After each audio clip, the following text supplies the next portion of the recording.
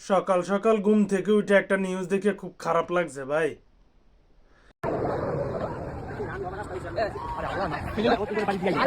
নিউজটা দেখে আপনাদেরকে, এই যে দেখেন আগুন, ঠিক আছে, আগুন দিছে কার? আগুন দিছে কাফি ভাইয়ের বাড়িতে।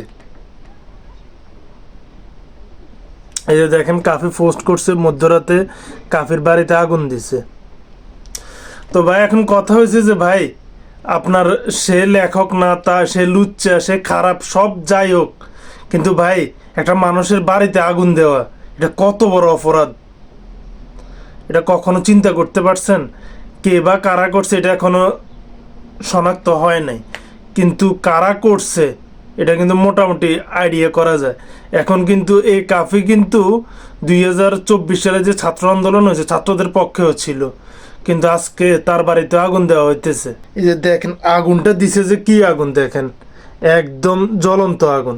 তো এখন ভাই একটা মানুষের মত আপনার কাছে ভালো না লাগতে পারে, ঠিক আছে, সে যেভাবে ভাইরাল হোক, সে এখন তো একটা পাবলিক ফিগার হয়েছে, তার একটা অডিয়েন্স আছে, সব ঠিক আছে।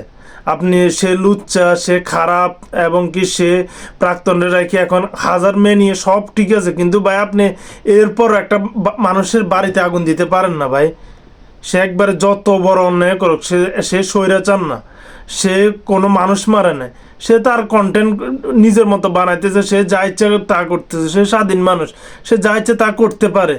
কিন্তু আপনার তার মতের সাথে আপনি একমত না, সেই জন্য আপনি তার বাড়িতে আগুন দিবেন, এটা তো ঠিক না ভাই।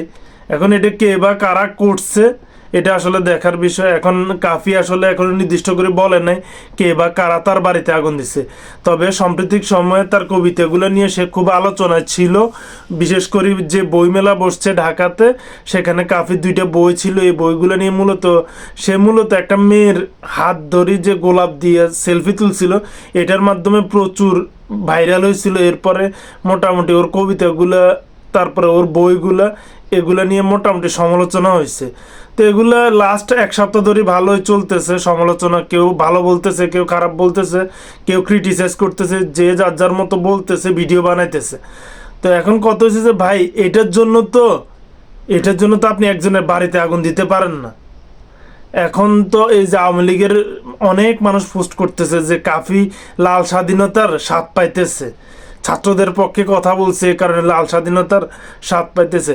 তো এখন কত হয়েছে যে ভাই সে তো সাধারণ মানুষের পাশে ছিল, এখন তার বাড়িতে আগুন দিল কে? কারা দিল আগুন? এখন সে তো এমন কোনো গুরুতর অন্যায় করে নাই যার জন্য তার বাড়িতে আগুন দিতে হইব, ঠিক আছে না? আমি এটা তীব্র প্রতিবাদ জানাইতেছি, ঠিক আছে।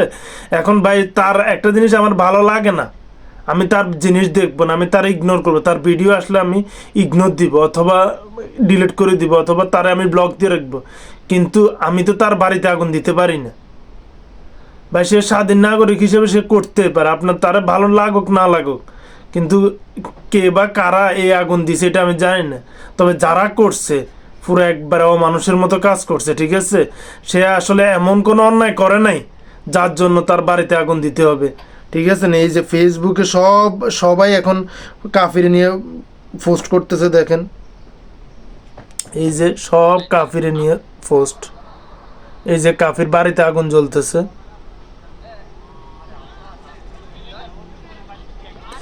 কি আগুনটা দিছে দেখতেছেন, দমকলের মতো আগুন জ্বলতেছে।